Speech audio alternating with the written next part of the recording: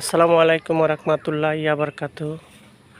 এটা হচ্ছে আমাদের ভারাঙ্গা কেন্দ্র কবরস্থান।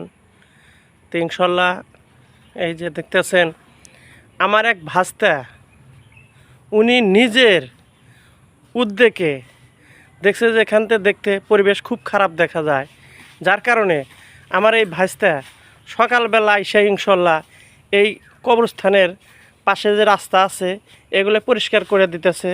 তার মানে হচ্ছে যে উনি ভাবতেছে যে এখান দিয়ে অনেক বাচ্চা কাচ্চা যায় রাত্রে, যারা মাদ্রাসায় পড়ে, সেই কারণে আমার ভাতিজাই যে খুব সুন্দর করে পরিষ্কার করতেছে যে এই গরমের দিন পোকামাকড়, আর নিজের মধ্যেও অনেক একটা অনুভূতি আনছে যে কবরস্থান আমি একটু পরিষ্কার করলে হয়তো আমার খুব ভালো লাগবে। এ সম্পর্কে আমার ভাইস্তার কাছে কিছু জানতে চাই।